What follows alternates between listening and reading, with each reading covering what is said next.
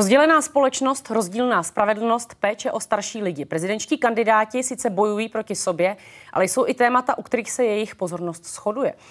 Co ale opravdu může změnit prezident ve svém úřadu a kam má patřit budoucí Slovensko? V dnešním interview vítám prezidentskou kandidátku Zuzanu Čaputovou. Děkuji za to, že jste přijala pozvání a hezký podvečer. Ďakujem veľmi pekne za pozvanie. Tak titulky českých i slovenských novin a průzkumy vás řadí na první místo s poměrně jasným náskokem. Počítáte s vítězstvím, anebo je to zrádné? Ja si myslím, že úplne počítať sa s víťazstvom jednoznačne nedá, aj keď teda ten náskok je veľkorysý na základe toho prvého kola. Dnes vyšiel prieskum verejnej mienky, ktorý je takisto pre mňa v podstate potešujúci a povzbudivý, ale určite to neberiem ako samozrejmosť, pretože rozhodujúce bude, aby sa toho druhého kola prezidentských volieb zúčastnila dostatočný počet ľudí, a teda ľudí, ktorí volili v prvom kole mňa, takže neberiem to určite ako samozrejmosť. A na co se soustředíte v těchto dnech? Protože i politologové, někteří analytici varují před tím, abyste se, dejme tomu, třeba tematicky nevyčerpala. O čem budou pro vás ty současné následující dny před tím posledním kolem? Tie dni sú v podstate ako keby bežné, kampaňové, tak ako prebiehalo treba ten vrchol pred prvým kolom. Znamená to, že smerujeme do televíznych a veľkých duelov, ktoré budú mať určite veľký význam. Na to sa sústreďujeme primárne. Samozrejme poskytujeme intervia pre zahraničných aj domácich novinárov. Ideme natáčať videoklip, chystáme sa na stretnutie s občanmi, robíme takú akciu, kde by sme sa mali stretnúť s väčším počtom ľudí. Takže kontakt s ľuďmi, kontakt cez médiá s ľuďmi takisto sú tie veci, ktoré považujeme za dôležité. Pokiaľ ide o témy, tam som konzistentná. To, s čím som do kampane vstupovala z hľadiska tematického, pretrváva ďalej, pretože to stále považujem samozrejme za dôležité oblasti. Myslíte si, že utichla ta ostrá kampaň, nebo ještě čekáte nějakou gradaci? Přeci jenom kolem vás konkrétně se prohnalo i několik dezinformací, i několik konkrétních lží. Je to tak, žiaľ, toto stále ako keby pulzuje, stále sa vytvárajú informácie a konšpirácie a klamstvá. Je to žiaľ súčasť predvolebného boja, ktorá nie je samozrejme mnou veľmi vítaná, ale asi nikým. Môj postoj k tomu je taký, ja neútočím na nikoho, ja považujem za veľmi dôležité, aby sme sa my ako kandidáti zdržali akýchkoľvek osobných útokov, čo sa nevylučuje samozrejme s vecnou kritikou alebo s vecným popisom javov, s ktorými nesúhlasíme. To, či ešte niečo takéto bude pokračovať, prípadne nasledovať. Neviem to vylúčiť, je to samozrejme možné. Uvidíme, moratórium začína vo štvrtok budúci týždeň. Váš protikandidát v úterý zmiňoval, že má více politických zkušeností, že dokonce má lepší jazykové vybavení. Vy vnímáte, že byste měla nějaký politický handicap, co se týče prezidentského klání? Nepochybujem o tom, alebo respektíve nenamietam to, že pán Šefčovič je v politike dlhšie ako ja, to je pravda. Má z tohoto hľadiska možno, že viac skúseností aj so zahraničnou politikou. Zároveň môj ponor a pohľad na vnútroštátne dianie je možno detailnejší vzhľadom na to, že som dlhodobo pôsobila na Slovensku a zaoberala som sa témou, ktorú ja považujem pre tieto voľby a túto krajinu za kľúčovú, a to je téma práva a spravodlivosti z pozície advokátky. Ja som robila v politickom priestore. To, čo som robila doposiaľ v spolupráci s jednou neziskovkou, bolo okrem iného aj analytika orgánov verejnej moci. Bola to legislatívna práca. Vyjednávali sme s ministerstvami, s poslancami Národnej rady, čiže v politickom priestore som sa doposiaľ pohybovala nie v roli politika. V tomto naozaj pán Šefčovič má ako keby istú skúsenosť z toho zahraničného pola väčšiu. Zase zároveň možno, že ja to dokážem kompenzovať tým detailnejším vnútroštátnym pohľadom. Současnému prezidentovi Kiskovi bylo zejména na začátku vytýkáno, že se tu funkci učil ovládat za pochodu a on to i sám přiznával. Myslíte si, že má Slovensko čas na dalšího, dejme tomu, politického nováčka v takto vysoké funkci? A jak se s tím třeba plánujete vypořádat vy? Ja považujem prezidenta Kisku doposiaľ za najlepšieho prezidenta, napriek tomu, že to bol človek, ktorý do politiky prišiel zvonku. Možno paradoxne trošku s menšou politickou skúsenosťou, než mám ja, alebo politickou znalosťou, vzhľadom na ten kontext, ktorý som spomínala pred chvíľou. Je to veľmi špecifická rola, je to veľmi špecifická funkcia so zaujímavými a vymedzenými právomocami. V istom zmysle každý by sa do tej role musel vžívať bez ohľadu na to, či predtým bol alebo nebol v politike, pretože tá rola je veľmi veľmi výnimočná aj z hľadiska rozsahu kompetencií a ich interpretácie. Takže v tomto zmysle si myslím, že by sme to mali viacerí v podstate podobné. A ja si myslím, že možno to, že som človek zvonku politiky, teda v tej politickej role som veľmi krátko, je paradoxne možno aj niečo, čo napokon voličov oslovuje viac a môže byť ten nadhľad aj vlastne spojený s tým, že si neprinášam do politiky z dlhého politického života isté stereotypy alebo zlé návyky. Vy taky sama říkáte, že na Slovensku je objednávka a jakási touha po změně. Jaké? Jak byste ji specifikovala, protože nebyl touhle onou změnou právě už prezident Andrej Kiska? Ja si myslím, že áno, že on bol začiatkom tej zmeny. Vnímam to tak. Bol pre mnohých ľudí, ktorí do politiky následne vstupovali, inšpiráciou, pre mňa osobne takisto. Myslím si, že jeho príklad a spôsob, akým tú politiku robil, pre mňa osobne inšpiráciou alebo motiváciou bol. To, čo vnímam, že je tu objednávka po zmene, jednak aj po zmene možno, keď to tak zjednoduším, nových možno politických tvári alebo nových politických subjektov. Vnímam, že je tu objednávka po novej politickej kultúre. Nie sme jediná krajina, ktorá zápasí s nedôverou verejnosti vo vzťahu k politickej reprezentácii a veľmi to úzko súvisí podľa môjho názoru aj s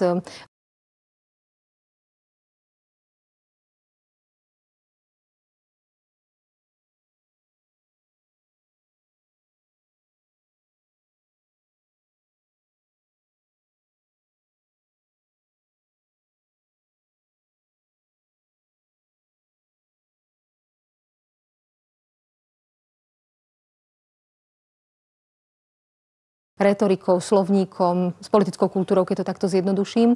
A zároveň mám pocit, že je tu objednávka po zmene aj v oblastiach, ako napríklad už spomenutá spravodlivosť, férovosť, slušnosť fungovania. Okrem iného na to, alebo potom volali aj ľudia na námestiach po smrti Jána Kuciaka s partnerkou. Nejste jediná, kdo říká, že lidé na Slovensku jsou zklamaní, že jsou frustrovaní, že spravedlnost nefunguje vždy pro všechny stejně. Vy jste právnička, tak předpokládám, že nejde jenom o nějaký dojem. Je to podle vás většinový jev, který se takto projevuje na Slovensku a jakým způsobem se projevuje?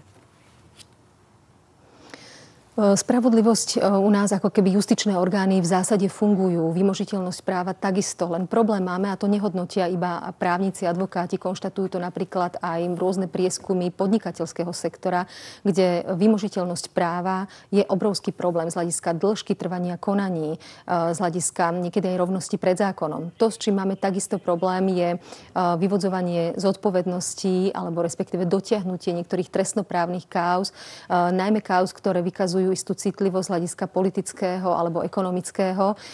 To je také ako keby známe heslo, skutok sa nestal, že sú kauzy a veci, ktoré sa buď vyšetrovali tak dlho, až sa premlčali, alebo sa jednoducho nepodarilo ich vôbec úspešne vyriešiť a prípad bol odložený. Takže to je taká ako keby, že zmes, kombinácia faktorov, ktorú ľudia vnímajú. Vo výsledku je to aj veľká miera nedôvery ľudí v súdnu moc. Myslím, že sme stále na chvoste, jedna z krajín na chvoste Európskej únie z hľadiska dôveryhodnosti v justíciu, myslím tým súdy a aj políciu. Co s tím vy jako případná prezidentka můžete dělat? Protože pro nějaké systémové změny, předpokládám, stejně budete vždy potřebovat kooperaci, ať už s vládou, nebo poslanci a tak dále. Určite áno. Zároveň prezident má v oblasti súdnictva alebo justície všeobecne silnú právomoc, pokiaľ ide o menovanie dôležitých aktérov justície. Sú to jednak sudcovia všeobecných súdov, ale aj ústavného súdu. Na teraz veľmi veľká téma na Slovensku práve aktuálne. Zároveň menuje predsedu Najvyššieho súdu, ústavného súdu aj podpredsedov. Zároveň menuje 3 členov súdnej rady, čo je dôležitý orgán z hľadiska fungovania disciplinárnej zodpovednosti a výberových procesov vo vzťahu k celej justícii, k celému súdnictvu. Okrem iného, budúci rok nás čakajú aj voľba a menovanie nového generálneho prokurátora. Veľmi kľúčová postava samozrejme pri už spomínanom vyvodzovaní zodpovednosti, napríklad aj v politicky citlivých kauzách. Posledná voľba a menovanie bola v podstate veľmi známa až politická kauza, kedy nedošlo k vymenovaniu zvoleného kandidáta a následne bol navolený iný, čo ústavný súd potom zhodnotil ako protiústavné. Myslím to nevymenovanie prvého zvoleného kandidáta. prezidenta. Takže bola to veľká aj politická téma a práve prezident tam je kľúčovou postavou. Pokiaľ ide o tie systémové zmeny, platí to, že prezident nemá zákonodárnu iniciačnú právomoc, to znamená, aj keď by som mala, a to teda mám ako keby aj ambície prispieť k tomu, ako optimálne nastaviť justičné orgány z hľadiska posilnenia ich samostatnosti, myslím tam napríklad políciu a prokuratúru a oslabenie toho politického vplyvu v tom systémovom nastavení, tak určite sa na to vyžaduje to, aby získal pre takúto ideu a takéto návrhy a zámery politickú podporu a konsenzus a teda, aby to samozrejme prešlo riadnym legislatívnym procesom. Jak to bude ale složité v těch současných poměrech na Slovensku?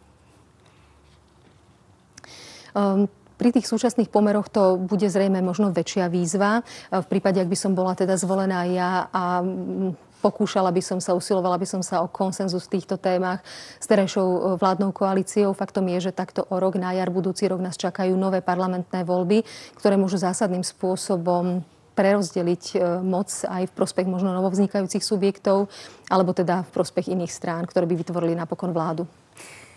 My jsme mohli sledovat také dramatickou volbu a paralýzu Ústavního soudu na Slovensku. Co si myslíte, že byste třeba vy v tom prezidentském úřadu byla schopná ovlivnit nebo udělat jinak? Dokonce i váš protikandidát, pan Šefčovič, tady hovořil o tom, že má pocit, že současný prezident jaksi také mohl vstoupit aktivněji do celé té záležitosti, možná i dříve.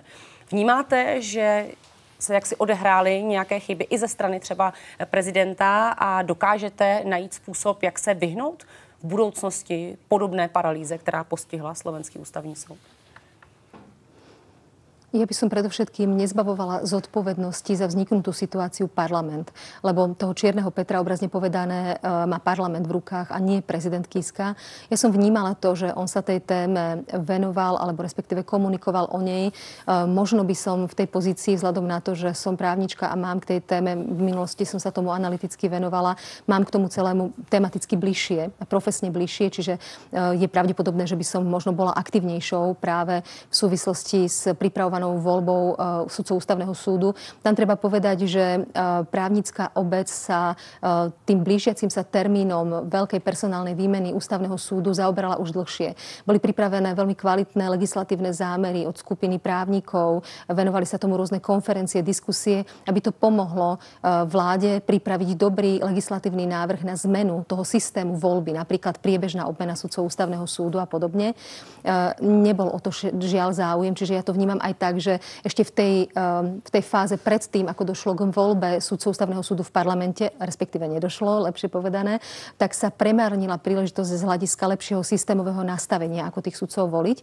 No a následne to, čo bolo teda v januári, je, že sa zmarila táto voľba sudcov Ústavného súdu, vďaka čomu máme teda nefunkčný Ústavný súd momentálne. Myslím, že práve v týchto dňoch prebieha verejné vypočutie a teda nastupuje ako keby druhá šanca zvoliť, aby parlament teda zvolil dvojnásobný počet kandidátov k počtu uprázdnených miest, čiže v podstate 18 mien k 9 uprázdneným miestam a až následne je teda na ťahu prezident Kiska.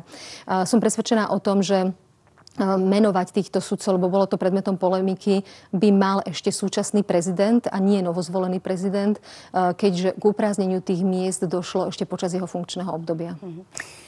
Mimochodem v českých médiích někdy právě Slovensko bývá popisováno jako progresivní i třeba tím příkladem, že má prezidentskou kandidátku. Na druhou stranu, v čem si myslíte, že právě Slovensko zaostává? Je to zejména výrazně právě slovenská justice? Je to temná stránka Slovenska? Je to jedna z víziev, kde ešte vnímam, že je to hodná oblasť na zmeny. My sme veľa vlastne porovnávali alebo spolupracovali aj s predstaviteľmi českého súdnictva. Český najvyšší správny súd je v mnohom pre nás inšpiráciou vôbec ako inštitúcia samotná a judikatúra tohto súdu. Myslím, že máte vyššiu mieru dôveryhodnosti vo vzťahu k sudcom od verejnosti, ako máme u nás na Slovensku. Čelili sme v minulosti viacerým problémom v rámci slovenského súdnictva. súdnictva, ktoré sa týkali napríklad disciplinárneho súdnictva a podozrení zo zneužívania disciplinárov voči sudcom, ktorí kritizovali pomery dovnútra justície. Našťastie takto vyhrotené problémy už teraz sú skôr minulosťou než prítomnosťou. Takže si myslím, že toto je napríklad oblasť, kde si viem predstaviť ešte posun k lepšiemu, ale takisto už, čo som spomínala vo vzťahu k prokuratúre a polícii. Sú to výzvy, ktorým možno čelí každá krajina, ktorá je v transformačnom procese, respektíve ktorá nemá tak dlhú demokratickú tradíciu. Po 89. roku u nás je to špecifikum práve možno v oblasti práva, spravodlivosti a justície. Další oblast, a to je oblast sociální, o které tento týden také hovořil váš konkurent, pan Šefčovič. A to, když hovořil o sociální lince, o sociálních problémech na Slovensku. Proč si myslíte, že je právě tahle oblast zásadní a na koho by se měla soustředit? Jsou to právě lidé v důchodovém věku? Tak, jak jsem o tom hovořila na začátku. Podľa môjho názoru tou jednou z tých hlavných cieľových skupín sú práve seniori, ľudia v dôchodkovom veku. A to z toho dôvodu aj, že sme treťou najrýchlejšie starnúcou krajinou v rámci Európskej únie.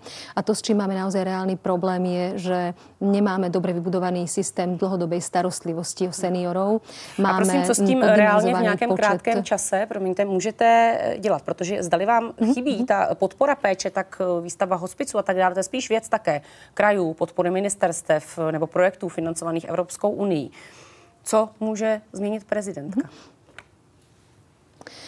To, čo sa s tým dá urobiť, je samozrejme, že od toho, že môžete napríklad vetovať zákony, ktoré by napríklad nesplňali isté štandardy alebo neprispievali k tomu riešeniu týchto problémov a zároveň spochybňovať zákony, pokiaľ by išli do rozporu s ústavou, čo sú skôr v tomto prípade, uznávam, že nie veľmi silné páky na reálnu zmenu, ale podľa môjho názoru, a takto chápali asi aj všetci ostatní kandidáti, je dôležité, aby prezident prinášal zásadné a kľúčové témy, ktoré pre tú spoločnosť je treba komunikovať verejne a nahlas. To znamená, aby témy nastoloval a nielen ich nastoloval, ale spolu s odborníkmi pokúšal sa aj nastoliť možné riešenia.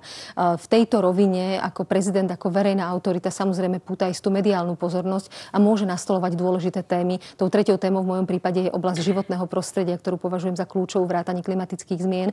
Takže toto sú veci, ktoré áno, nie je to tak, že prezident môže stlačiť konkrétny gombík, čím spôsobí reálne riešenia a okamžité riešenia, ale v tomto zmysle môže byť iniciátorom zmien a nastolovačom tém. Vaši kritici vám vyčítají, že jste až příliš liberální. Mě by zajímalo, jestli se cítíte být až příliš liberální političkou dneska už. Ja samo seba takto nedefinujem. Faktom je, že v reaktívnej rovine, keď sa ma novinári pýtali na citlivé, dajme tomu kultúrno-etické otázky, tak môj postoj bol pomerne liberálny, možno najliberálnejší spomedzi iných kandidátov a možno bol iba najúprimnejší. Hovorila som svoje osobné názory, za ktorými si stojím a považujem za férové, aby voliči poznali, aký je môj hodnotový a názorový profil. Vôbec sa to podľa môjho názoru tie liberálne názory nerozchádzajú s konzervatívnymi hodnotami. Mám veľkú podporu aj od veriacich ľudí, od konzervatívnych ľudí, ktorí možno nesúhlasia so všetkými názormi, ktoré zdieľam, ale napriek tomu sú to moji voliči, tak ako sa k tomu verejne alebo neverejne hlásia. Ja si myslím, že naozaj je dôležité to, či sme schopní zhodnúť sa v rovine hodnôt.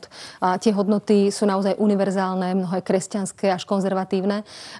To, kde vnímam legitímnu pestrosť, je rovina názorov, kde je možné, aby bola pluralita, aby bolo hľadanie riešení a akékoľvek zmeny, pokiaľ ide aj naozaj o tie kultúrno-etické otázky. Myslím si, že by mali nastať potom, ako na nich bude širší spoločenský konsenzus. Ja to ani nemám ako súčasť mojej programovej agendy, tej prezidentskej agendy. Promiňte, ale neberete teď právě záměrně trochu zpátečku, protože víte, že máte také řadu asi hlasů, které vám nepřipadnou právě kvůli těmto, dejme tomu, otázkám, kde se evidentně projevuje ten konzervativní přístup, který je poměrně silný na Slovensku. Neobáváte se, že byste mohla právě ztrácet voliče, kdybyste ještě aktivněji hovořila o podpoře registrovaného partnerství nebo o adopci dětí páry stejného pohlaví? Som v tomto názore a v tom tvrdení konzistentná od samého začiatku. Od samého začiatku hovorím veľmi otvorene, veľmi liberálne pohľady v podstate.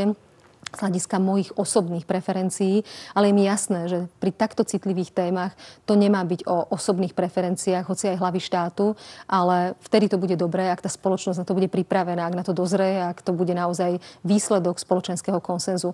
Čiže naopak, keby to bol kalkul, tak by som možno prehodnocovala alebo zrieďovala otvorenosť toho názoru, ktorá sa týka registrovaných partnerstiev, prípadne adopcií detí homosexuálnymi partnermi. V tomto zostávam konzistentná, hovorím stále to isté. Když se podíváme na mezinárodní rozměr a na to, kam by Slovensko mělo v budoucnosti patřit, tak váš protikandidát se hodnotí jako evropský politik. Vy v tomto ohledu, předpokládám, budete na tom asi velmi podobně, ale také tady hovořil o nutnosti udržovat vztahy vyváženě, ať už se Spojenými státy nebo s Ruskou federací i Čínou. Souhlasíte s tímto rozvrstvením? Som určite kandidát, ktorý považuje miesto Slovenska na západe, či už z hľadiska kultúrneho, hodnotového, historického, patríme k západnej civilizácii. A to znamená, že som určite za to, že sme súčasťou Európskej únie, Severoatlantickej aliancie. Môžem povedať aj to, že som za možno že bližšiu integráciu v niektorých oblastiach, kde to dáva zmysel, kde tá spolupráca môže prinášať efektívnejšie riešenia.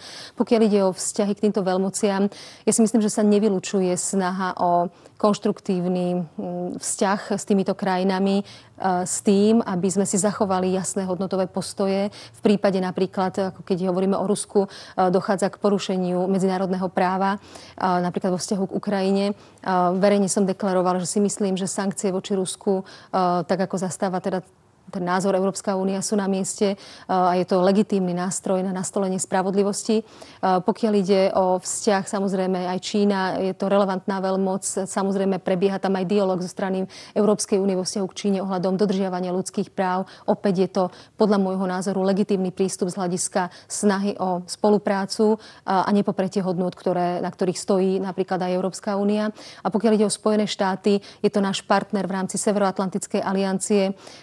Myslím si, že opäť sa to nevylučuje aj s možno kritickým pohľadom z hľadiska možno nejakého protekcionizmu alebo povyšovania národných záujmov neprimerane nad hodnotu spolupráce. Čiže myslím si, že vo všetkých týchto otázkach alebo vzťahu k týmto krajinám sa dá nájsť balans medzi autonómnym pohľadom a ako keby konzistentnosťou v hodnotách a zároveň snahou o spoluprácu v priestore, ktorý je legitímny. Také sledujeme chaotický vývoj kvůli Brexitu. Jak pro vás je třeba zásadní spolupráce s vašimi ostatními sousedními zeměmi, se zeměmi V4? Protože máme tady země, jako je Maďarsko a Polsko, které mají v současnosti velmi vyhrocený vztah právě k Bruselu. Myslíte si, že to nějakým způsobem narušuje tu spolupráci v té nejbližší budoucnosti? Když se třeba podíváme i na to, jakým způsobem tyto země považovali za úspěch, že jaksi byli proti migračním kvótám. Kam až má podle vás zacházet ta jistá jednotnost, ta solidarita s ostatními zeměmi v rámci celé Evropské unie?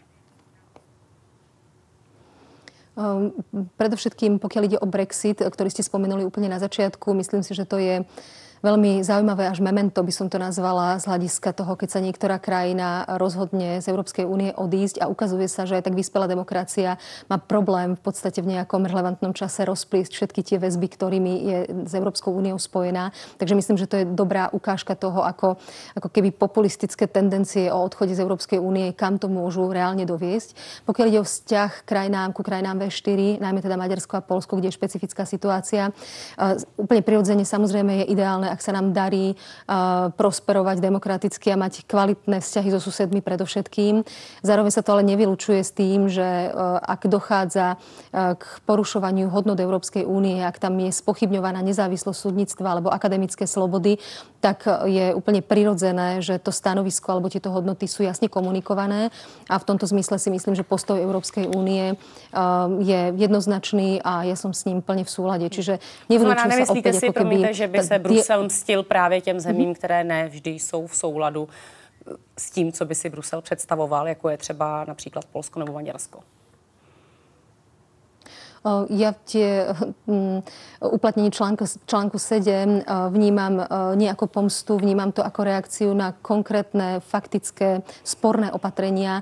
Napríklad v Maďarsku menovanie sudcov správneho súdu ministerstvom a podobne, alebo teda limitovanie veku v Poľsku, veku sudcov. Čiže ja to vnímam vo väzbe na veľmi konkrétne opatrenia, ktoré naozaj vzbudzujú obrovské pochybnosti z hľadiska napríklad nezávislosti justície. Ještě by mě zajímalo, jak byste se řadila, pakliže to je možné, současné hrozby, které se dotýkají Slovenska. Vy jste zmiňovala i klimatické změny, o tom příliš kandidátů nehovoří, ale je tady také terorismus, hybridní války a tak dále. Co pro vás je, dejme tomu, to nejzásadnější, jak byste je se řadila? Úplne takýto akože rebríček priorít mám pocit, že veľmi podlieha aktuálnemu času, lebo ešte pred pár rokmi by sme možno hovorili niekde na prvých miestach migračnú krízu a potrebné opatrenia v súvislosti s tým. Dnes tá situácia, chvála Bohu, je priaznivejšia, ale nepochybne čelíme výzvam, ako je napríklad terorizmus, klimatické zmeny. Ťažko to ako keby ohodnotiť, ale ja mám pocit, že z hľadiska klimatických zmien je to plíživejšia hrozba, kde ak sa ako keby menej, obrazne povedané, búcha na dvere, ale pokiaľ nebudeme veľmi rozumní a odvážni a nebudeme robiť konkrétne opatrenia na zlepšenie tej situácie, tak onedlho môže byť neskoro na akékoľvek opatrenia. Tu si myslím, že budú vlády jednotlivých krajín, vrátane tej našej, budeme čeliť veľkej výzve. A to je, aby sme naozaj boli silnými a legitímnymi vládami, pretože takéto vlády budú musieť príjmať možno aj nepopulárne opatrenia v súvislosti s klimatickými zmenami. Pokiaľ ide o terorizmus, organizovaný zločin, ale už aj spomínanú migráciu a ďalšie, vrátane tých klimatických zmien, to sú práve tie oblasti, kde vidím dôvod na bližšiu integráciu v rámci krajín Európskej únie, pretože to sú javy, ktoré sa dejú naprieč hranicami a napríklad zdieľanie dát v súvislosti s terorizmom môže byť ďaleko efektívnejšie, než keby každá z jednotlivých krajín týmto problémom čelila sama. Říká slovenská prezidentka, kandidátka Zuzana Čaputová, která byla v dnešním interview jakožto host a já vám za to děkuju a nashledanou. Ďakujem veľmi pekne, pozdravujem. A vy se můžete podívat na události, které začínají 19 hodin už za malou chvíli. Hezký večer.